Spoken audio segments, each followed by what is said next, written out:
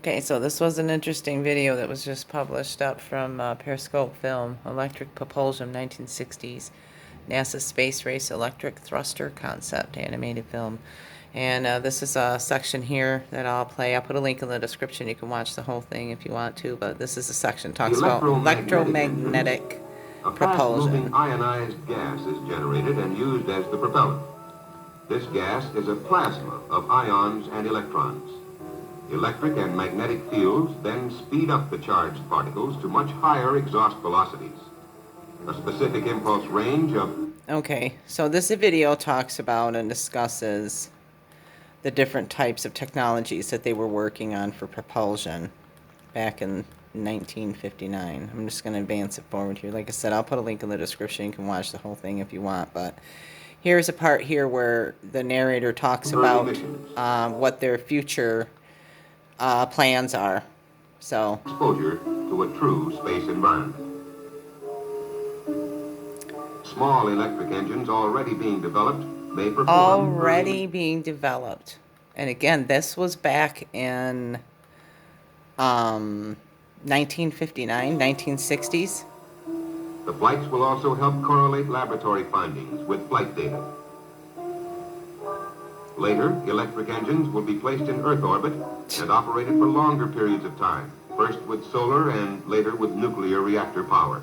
Oh, did you hear that? Let me back it up real quick so you can hear it. Electric engines will be placed in Earth orbit and first with solar, then with nuclear reactor power. For longer periods of time, first with solar and later with nuclear reactor power. Oh, really? Such tests will show how well the system withstands long... So you understand that this type of technology and these people that have been contracted to develop these type of technologies 60 years ago, these people are like old.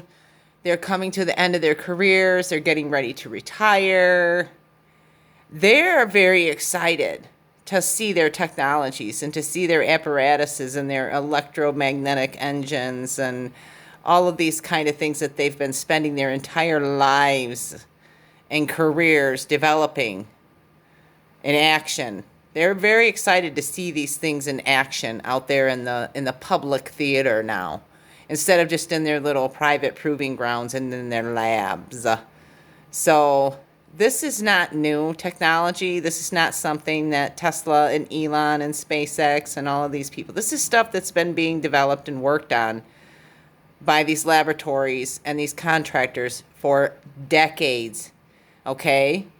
And these people didn't just spend their entire freaking careers developing all of these things just for them to sit in warehouses. I mean, there might be a few of those projects that they began that probably ran out of funds, and they're probably sitting in some warehouse somewhere as a concept. But the bigger ones, the ones that are produced and manufactured by the Lockheeds, by the Boeings, by the Raytheons, and BAE Systems, and so many numerous others. Those ones, they're playing with them out there in the public theater right now, folks. And they don't have a clue on the long-term effects.